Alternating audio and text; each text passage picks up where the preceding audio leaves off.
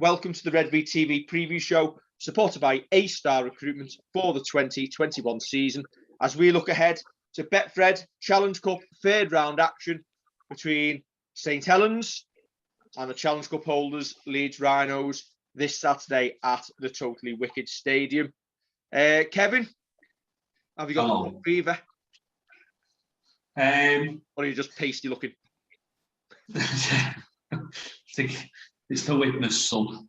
Yeah, you know what? I'm looking forward to this. Good chance to see the boys on terrestrial TV, which is always good for the sport. Yeah, I'm really looking forward to it, to be fair. It feels a little bit weird, only 2 weeks into the season, to be straight into cup action. We're in April already. The cup final is going to be the end of July. These games are going to come thick and fast, and hopefully we can get ourselves in the hat for the next round. Yeah, they are. I mean, back in the day, the cup was pretty much the season opener, wasn't it? They got through quite a few of the rounds early, and we played the final in May. There's an argument to go back to that as well, I think. Kind of spread out the season a little bit more, so just so you're not kind of throwing all the finals at the back end. And I know they've brought this one further forward, but I think it's good to kind of bring it to the forefront early in the season. I'm quite happy for it. Now, I know we've talked in recent years, and obviously when teams are trying to potentially go and do the double, the cup final being at the end of August, and the efforts that go into winning that game at Wembley on the bank holiday weekend, has made teams come a cropper a little bit. Come October, teams have found it very hard to back up. I'm not sure anybody's actually done it recently. Does the final being in a little bit earlier in the year mean teams are probably going to be better set for the business end of the Super League season? Yeah, it can be argued so. As you say, it's been a while since I think anybody's kind of done the double. Until we've researched this, Kev. Oh, massively. But listen, it gives teams kind of, and especially with the playoff system that we've got as well, it gives you a chance to kind of get over the cup hangover and kind of bring your form back into play by having more of the season to play. I think, as you say, comes at the end of August, you're already in September, then you're into the playoffs. If you've got to try and kind of maintain that momentum, it doesn't always work for teams, does it? So I think it'll give teams more of a chance of having a go doing the double. Okay, so the squads come out today. Isn't it nice to see so many consecutive squad numbers? Yeah, it's a shame Morgan Knowles is injured at the moment, because otherwise... And Aaron Smith. You know what? We're in danger of seeing 1 to 13 takes of the field, aren't we, when Morgan Knowles is back? And for the opposition, that's got to be pretty scary, hasn't it? Christian Wolff talking this week that Lachlan Coote will definitely play on Saturday, apparently. Yeah. But you wouldn't say otherwise, would you, even if it wasn't true? No, I think it'd be a bit of a strange one for him to kind of throw in and say he will definitely play and then leave him out, unless something major happens kind of in the next 24, 48 hours. You can't see it, can you? It's got to be, he's got to be held at his word for it. So, yeah, I think Coote will make his first appearance of the season. I think the question mark then is over whether Mark Percival's ready to come back in, or whether he's just been named in the 21-man squad. Not necessarily as mind games, but in the fact that he is almost ready and they're just wondering whether to play him or not. I think I've said, though, by the time a squad is announced on a Thursday lunchtime, we're playing on Saturday, there's probably only one more training session to go. Essentially, Christian Wolff will already know his 17, who he's going to play on Saturday. We'll essentially know who the 18th man is going to be. So you could essentially name me, you, and Peter Elder. Kev Cunningham. Dave Howard. Not Kev Cunningham. We're not that desperate as a squad.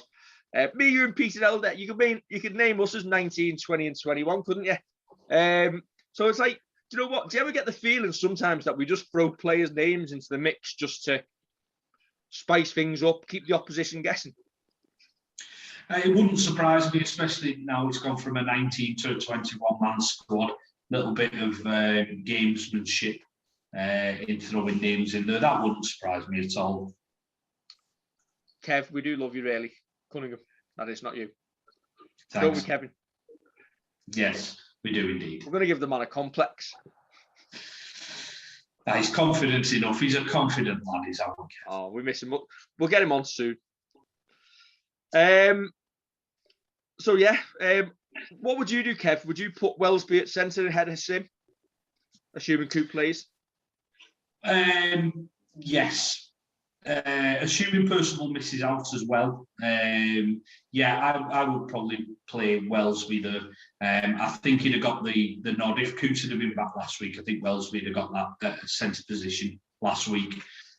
He's the man in possession of a kind of a first 17 jersey over Sim. So yeah, I think he'll play left centre if Percival misses out. Assuming Percival misses out, who are the other two that miss out for you? For me, for this one, it's probably Dodd and Wingfield. If Percival misses out, I'd probably say Sim and Wingfield. Would you not have Sim on the bench as a precaution, obviously, because you can cover your centre positions, and then obviously Lachlan Coote, although he's coming back from injury, it's his first game of the year. If the game is won after 60, 65 minutes, do you then potentially look at, obviously this is essentially his pre-season game, isn't it? And then potentially you can look at putting Sim on and taking Coote off and putting Wellesby to fullback? Possibly, or if we're just going stopgap, you've got so many options there. You could probably go Bentley into the centres. You could throw Matautia into the centres. I don't think anybody wants the LMS back in there. I think he's doing enough up front rather than being in the backs. But you've got a couple of different options there. I don't know if he'll throw Dodd in just to possibly give him a little bit of game time. The one thing that, obviously, when we did the written previews, which are up on the website, quite a few people said this was a big season for Aaron Smith. Now, if he's missing out with a knock, fair enough. If he's just not included in that 21-man squad, then it does start raising questions as to what he needs to do to be in there. Obviously, I've not really looked, to be fair, to see if Christian Wolf has clarified that one. But I think it's a big call not having someone, a specialist, to go in there and potentially give Roby a bit of a rest. I think Dodd did it against, was it Salford last season? He came on and made his debut at 9 and they got him in. So there's a potential that they might just do that, get the game won early on and give him the last 15, 20 minutes at 9. Or play Fage at 9 at some point in the game and put Dodd at 7. Could do, yeah. That's it. Depends what they want. If they want to get Dodd kind of up to match fitness and get him into the tackling and kind of, I don't know, give him a good run out, a proper run out, a meaningful run out, where he comes off and actually doesn't feel like he's played in a dinner jacket for the last 15 minutes because he's not got much to do, then yeah, possibly so. I wouldn't be adverse to seeing Fage go into 9 as well, and kind of giving Dodd a run in his proper position. How good is it to be able to sit here and have so many potential options? It's like... I thought you were interrupting then, Dave, and you did. First time this season. No, it's tremendous, isn't it? That's it. And you've just been on about the mind games potentially of keeping other teams guessing. It keeps us on our toes as well as fans. That there are different options that we could go with and that we could run with. If we're guessing, then you know full well that the Leeds Rhinos and Richard Agar, they're not going to be 100% sure about things either. It's terrible when you're trying to write a match preview and you put Lachlan Coote's going to play this week, and then the following week, no, really, he's going to play this week, and then really. No, he really, yeah. Really, we're not messing this time. Right, we'll move on to the Leeds squad. If we can get it up. I tell you what, they've invested in a media manager as well, judging by this screenshot. See? OKR, take note. I've got it in for them the rest of the year now. You look at that squad and you wonder and you think, we should be beating that, Kev. We should. Listen, there's going to be a lot of players that obviously trying to prove why they should be in the first 17. You can obviously see numbers from 19 down to 22, 24 down to 28 and 31 in there, and they'll all be fighting for a jersey. Again, I said it against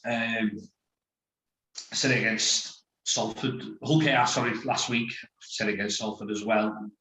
Our experience and our skill set should be enough to get past that Leeds team. They're missing quite a few players there, aren't they? Yeah, obviously current Lance Todd winner Richie Myler is still missing with a hamstring injury. Jack Walker, Harry Newman, Conrad Harrell, Ash Handley, Rob Louis, Tom Holroyd, Callum McClelland and Kyle Eastman still not fit to play. That's half a squad. Yeah, that's true. I mean, again, it's one of them that obviously are the restrictions still in place that you can't change it, that you can change your 21-man squad. It wouldn't surprise me to see a couple of them names change before the weekend. But yeah, they're missing quite a few. And it's a shame so early in the season with such a good cup tie that they are. Because you want to see good games. You want to see, well, I don't mind seeing a good game for 60 minutes and then taking off with it in the last 20. I prefer that. But you do want to see good games. If this is rugby league on terrestrial telly to a national audience, this is what should be selling the sport. Hopefully, we do get a good game, but it's just a shame Leeds are missing so many. Yeah, and potentially Saints have got a national showcase to put on a little bit of a show against one of the biggest names in the league alongside us. Yeah, well, that's it. We have. I mean, we get the bonus of the home surroundings. Obviously, no fans still in, but yeah, listen, this is our chance to go out there. We've had a couple of runs. We've looked okay. We've not quite clicked going forward, so it'd be nice to see kind of us take another step forward with our attacking play and just keep that defensive intensity up as well. Yeah. For Leeds, King Vuni Yayawa could well make his debut. That is an absolute fantastic name. If you're a commentator and he's streaking through to score, what a name to be able to pronounce. Yeah, I'm quite happy that I don't have to try and shout that out. And hopefully when we do instant fan reaction after the game, I won't have to try and mangle my way through saying it and do an injustice to the fella's name. I think that's the closest Leeds will ever get to having a king in the lineup. Well, yeah, fair enough. Morgan Gannon also making the squad. Young 17-year-old forward, son of Jim Gannon, former Widnes forward. There you go. Yeah, it's good to see. It's good to see that there is like the legacy of young lads still turning out and making the grade, making it into a first team squad. Yeah, it's good to see. That's it.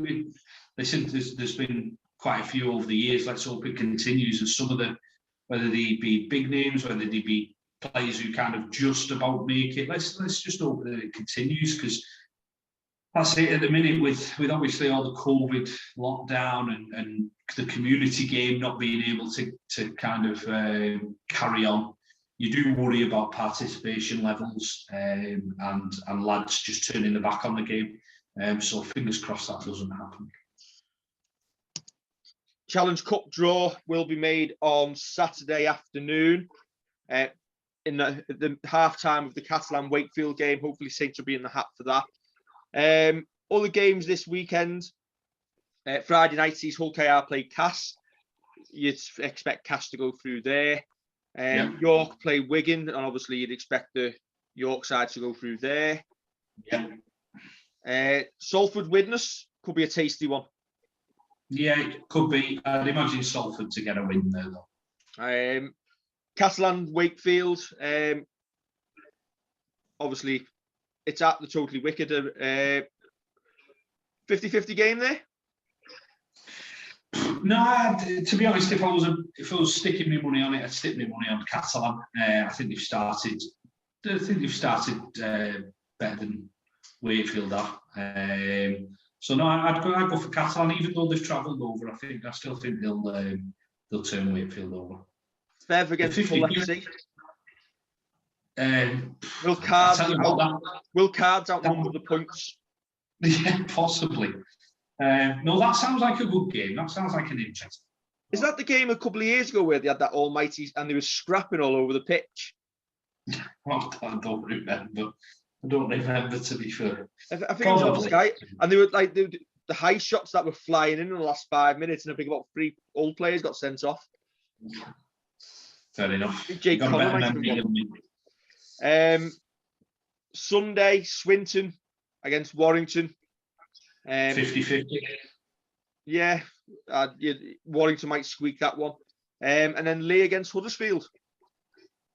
Again, that'll be an interesting one because Huddersfield haven't started as well as some people might have predicted, probably me included. I thought Huddersfield would be a bit better. So that'll be an interesting one to see if Lee can kind of put in a performance and take the chance there.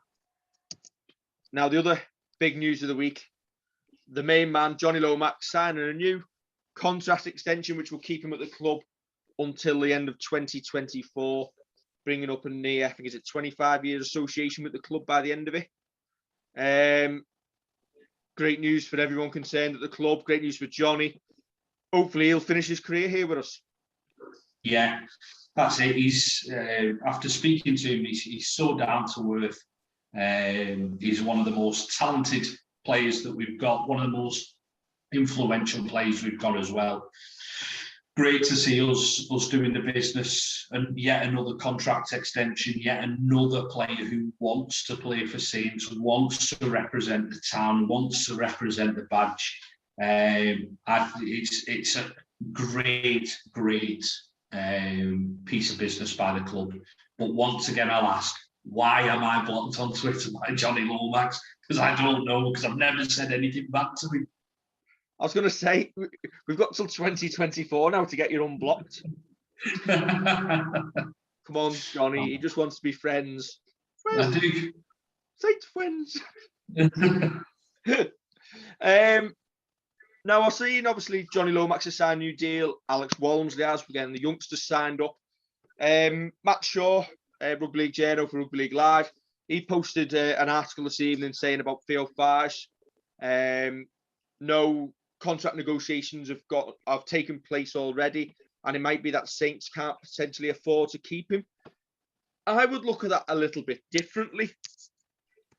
I would look at that as Lewis Dodd is in the wings. By the time next season rolls around, he's going to be 20. We need to start getting him in the side. And if he's going to be the future for the next 10, 12 years, as the club have high hopes for him, it might just be a time where the club have to bite the bullet a little bit and get Lewis into the side. Because obviously, if we re-sign Theo for another 2 or 3 years, where would that leave Dodd's development? Yeah, it's a very good point. There was talk just before Theo signed his last extension that he was going to look at having a crack at the NRL. Now, that was a lot of social media talk and speculation about that he wanted to do that, and we ended up signing him for another couple of years. Whether that's still in his thinking. But yeah, it's salary cap sport.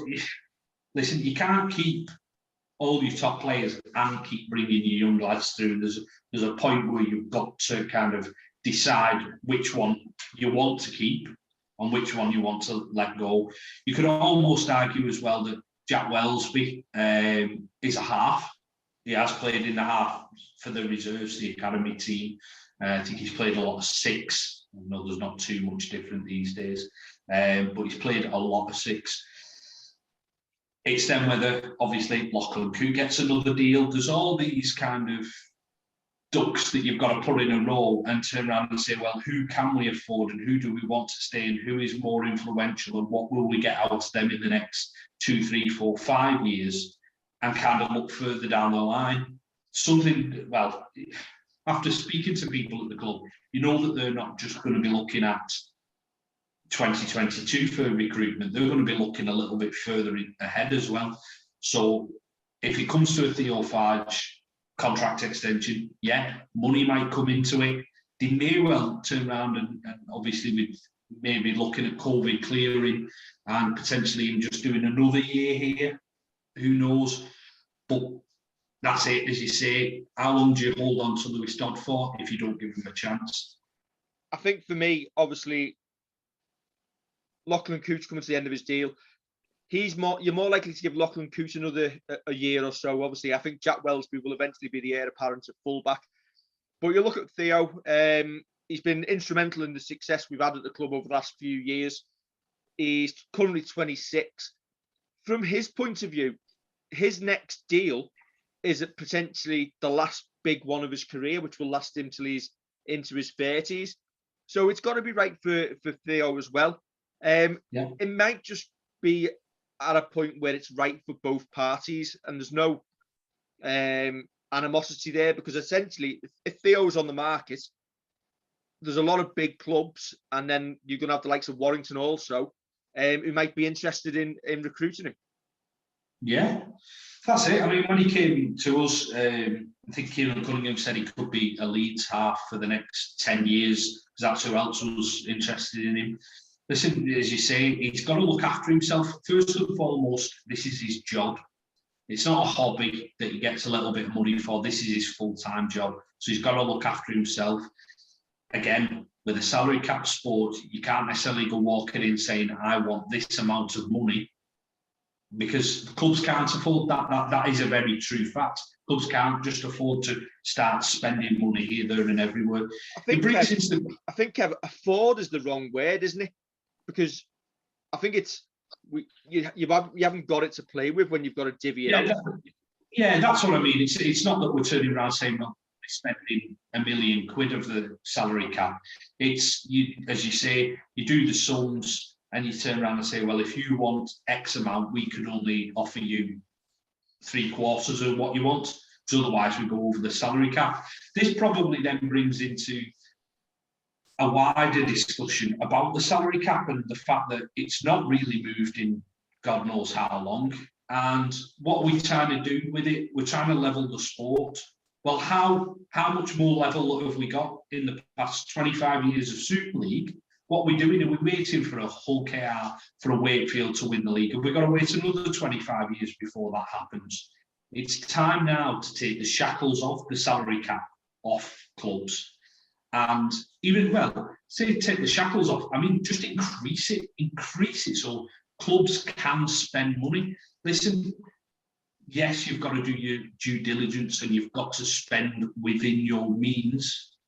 But us being hamstrung like this, we all wonder why rugby league can't grow and why we've not got real household names. There's a couple of factors. One of them will be salary cap.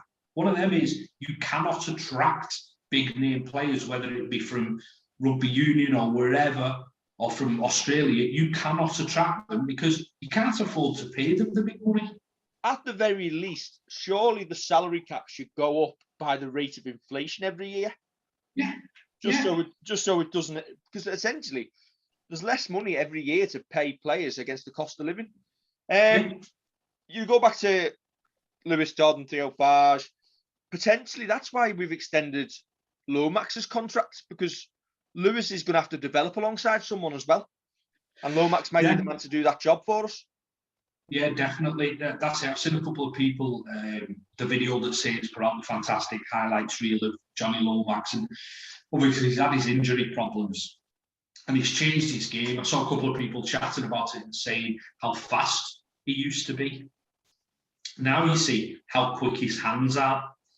he's not necessarily got the leg speed anymore, but his thought process, the fact that he does just wait a little bit longer to give the ball or give it quickly, or there's all little nuances to his game that Lewis Dodd playing alongside him, if he picks up half of what Jonny Lomax knows and kind of goes his own way as well, learning from just playing the game, I tell you what, he'll be some half. Your only other potential option for Theo, if we were going to keep both, would be to move him into hooker. Obviously, pair him alongside James Roby if Robes carries on for another year or two. Because again, we've touched on it previously, so we won't go in it massively now. But the question marks are still over 9 position in the coming years, whether it's going to be Aaron Smith, Josh Eaves. Nobody's actually nailed down that position moving forward yet. Yeah, you're right. Listen, Theo's played there before. I know he's not played there for a number of years. And this is what fans want to see. As I say, the written previews that fans did for us said that they want to see a big year from Aaron Smith and Josh Eaves as well to kind of come in and put that pressure. I know we've had chats over WhatsApp and phone calls and that saying about how Aaron Smith now needs to put the pressure on and be turning around and saying, I can start this game. You don't need to play James Roby in a cup game against Leeds. You don't need him. He can have the week off. He could play 2, miss 1, play 2, miss 1. Extend his career by doing that, even do 40 minutes a game like Roby and Cunningham used to do. And I'm not turning around saying Aaron Smith needs to be the new Cunningham or the new Roby. He just needs to be the first Aaron Smith. He needs to be the first Josh Eaves. He needs to be putting that pressure on that he is the 14th man every week. And I think absolutely nailed on. Yeah, and I think for me at the moment, we've not got past the hookers, the backup hookers, being seen as anybody except giving Robes a 10 or 15-minute spell. Yeah. And at Robes' age now, there should be more pressure on than there is. But as it is, Robes looks as good as ever. That's one thing. I mean, we are then comparing lads to one of the greatest players to pull on a Saints jersey. Someone who makes the game look so easy, so effortless. Someone who's got such a calming influence on us, our club captain. But you're right, these lads need to be kind of pushing him and turning around and saying, right, okay, Grandad, your turn's gone. This is me. I'm going to grab this game by the scruff of the neck and I'm going to lead us around the park. We see glimpses of it, but I want to see more of it off the lads. And we know they can do it, but we just want to see more. Yeah, and I think for me, it's not necessarily comparing them against James Roby all the time. I think you've got to look at where does Aaron Smith stand when he plays against other Super League hookers as well. Yeah.